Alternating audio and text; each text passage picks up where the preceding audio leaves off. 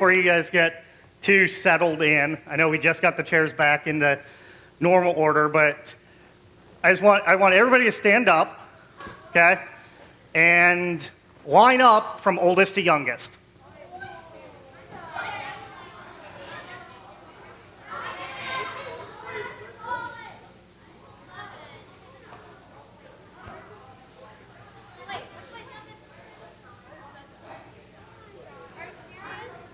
Yep. The whole room line up from oldest to youngest.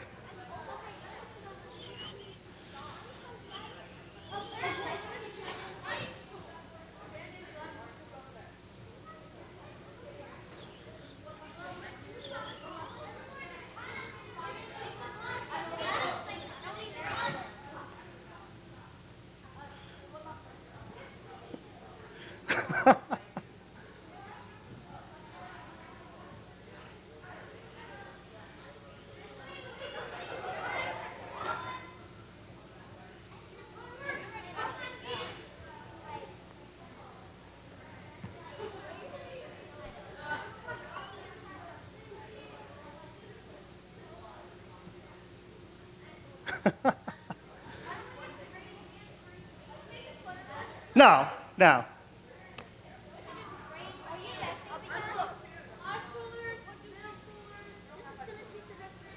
It will, but okay, so I'll give you a little bit more direction. Start with grade levels, like start with actual ages, and then start breaking down by month after that, right?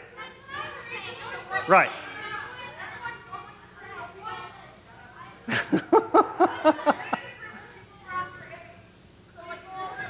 Like if you know they're in the same grade.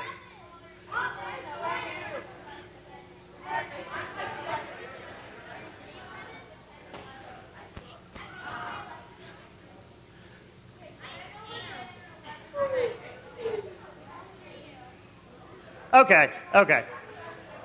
You guys can go ahead and go back to your seats. It was a little thought experiment, right? So there wasn't really a lot of forward momentum on that, right? Until certain people started taking charge, right? Or think back to when you're in elementary school and you have recess, right? You play kickball. The first time you played, you didn't know what the rules were. You had to have somebody that was in charge tell you, hey, this is how you play this game. And did you guys kind of feel that without somebody, like without some kind of direction, like all I told you was do this task, right? I didn't tell you oldest on that side, youngest on that side. I didn't give you any kind of details for how I wanted you to get it done. So it came down to a few people in that group to organize the way that you were doing it, right? And that's what we're talking about today, the people in charge.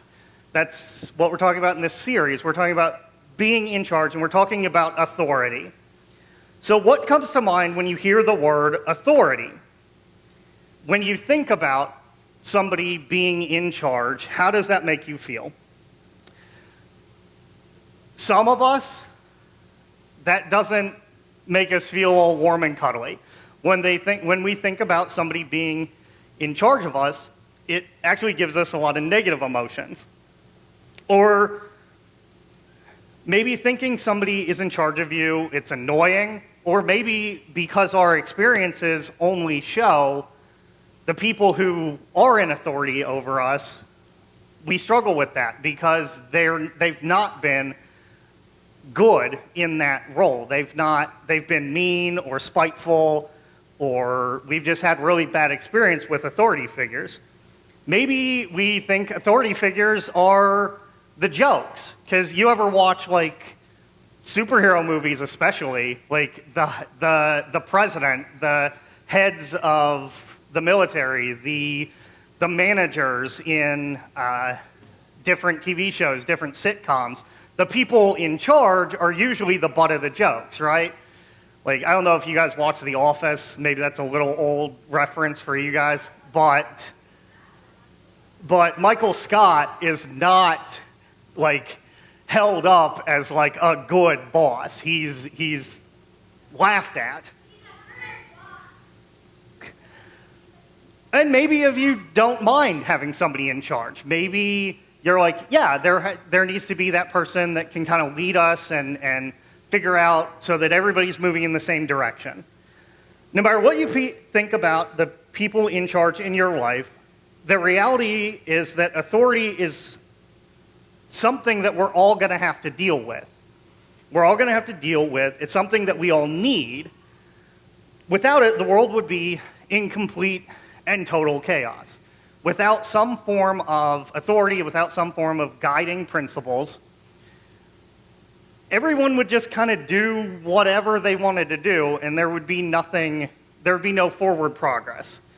Authority has its place in our world. It has a purpose, and it's part of the way that God actually designed us to work with this world. And that means we have to learn to deal with the people who are in charge of us.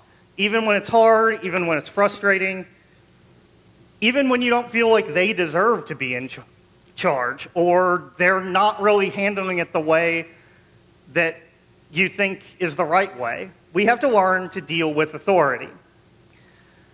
Now, with so many different ideas of what authority and what is and isn't authority and what's supposed to be, the best thing we can do is go back to the beginning. When God created the world, he created everything. Stars, oceans, the land, the trees, the animals, and he had ultimate authority over all of that. But then he made humans. He made Adam and Eve. And he said, when he created Adam and Eve, he gave them authority over all of the earth. That means as humans, we're in charge of taking care of the things that God has made on the earth, and being in charge is part of that plan for us.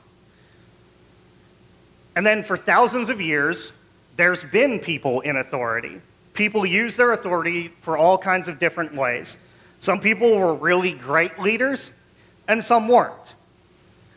Some people treated others exceptionally, treated them very well. And some people wielded their authority like a weapon and subjugated people. Some people followed the laws, and some people didn't. You can be an authority figure and not be lawful. All throughout history, humans have been struggling to know what it looks like for us to use our authority in a good way. And then when Jesus came, he kind of rewrote the narrative as well. He changed the idea of what it was to be in authority. He lived like he had a lot of authority. He butted heads with the religious leaders of the day because he declared he had that authority. And Matthew, one of Jesus' followers, actually even tells us in the book of Matthew, chapter 28, verse 18, it says, Jesus came and told his disciples, I have been given all authority in heaven and on earth. And that's a pretty simple sentence, right? I've been given all authority in heaven and on earth. And that seems really simple on its surface, but he wasn't just talking about here, he wasn't just talking about today. Jesus came with ultimate authority. He had the ability, he had the right to do whatever he wanted.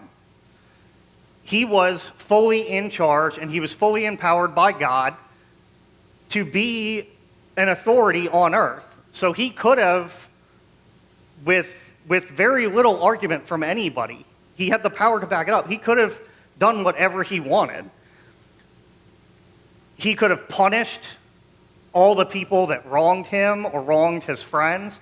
He could have subjugated the entire nation of Rome. Like, there were people... Like, if you read the Bible, there are people that wanted Jesus to declare himself the king and march into Rome. That's actually the Sermon on the Mount. We talk about feeding the 5,000 with the fish and the 2 loaves of bread. That's why he left, was because he knew those people wanted him to do something that he wasn't there to do. So how did he use this authority? He was given ultimate authority on the earth to do whatever he wanted to do. And he used it to heal the sick, to treat women as equals, forgive people's sins, welcome people that others had turned away. He told everyone they were invited to know and follow God. Jesus never used his authority to make people feel hurt or feel less than. He used it to make their lives better. Jesus is the example of what good authority looks like. And that changes everything. Because no matter what our experience with authority is, we can look to Jesus to understand what authority is supposed to be. We get a glimpse of what it looks like when someone uses their authority for good. Jesus is the example of good authority. He's an example of authority that we can trust. He's an example of authority we can follow and even do our best to model. And when we're not sure how the people in charge in our lives are handling their authority, we can look at Jesus to kind of know where they're at. We can understand authority by looking at Jesus. Jesus changes everything because he is the example of what good authority looks like.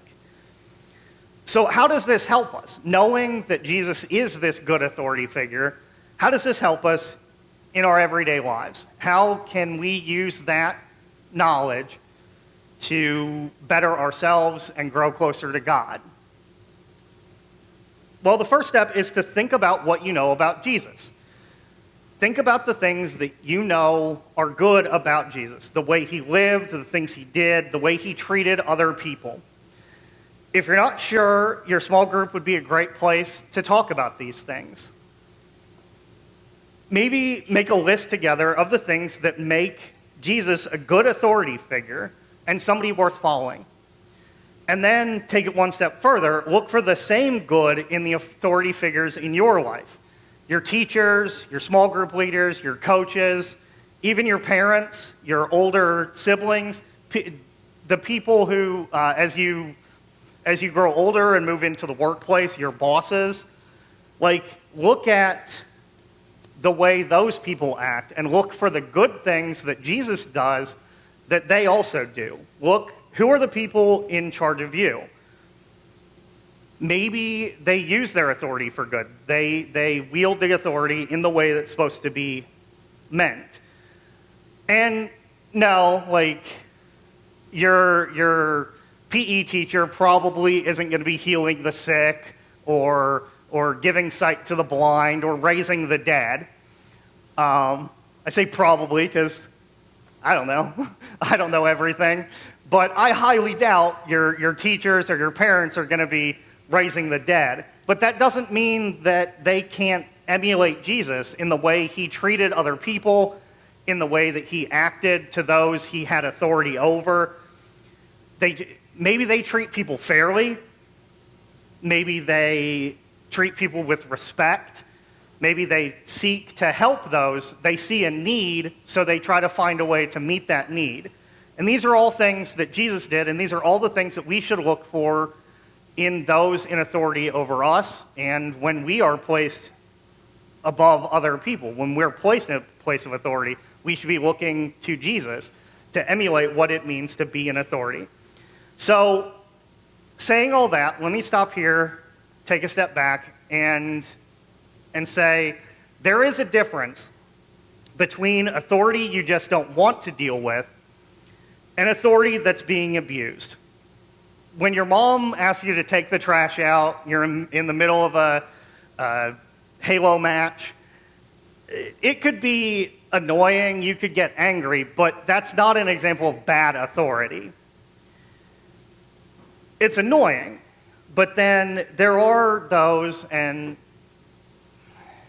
that use their authority to abuse others, to harm you, to hurt you, to treat you in a way that makes you feel like you don't have the power to say no. And that's different.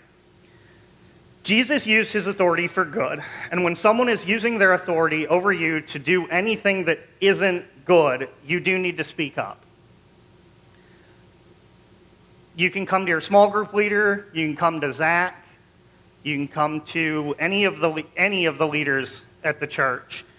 Would be more than happy to talk to you if you are in that kind of situation. They want to use the authority they have to make sure that you're being cared for properly and find the support you need. So remember that Jesus is the ultimate example of what good authority looks like. And the truth is that we're all trying to figure this authority thing out.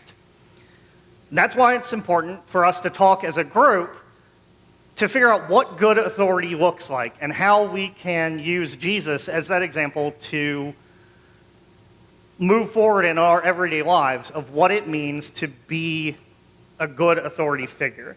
So as we break off into our small groups, think about what is one characteristic that you think a good authority figure should have. I'll close this in a word of prayer. We'll break off into our small groups and go from there.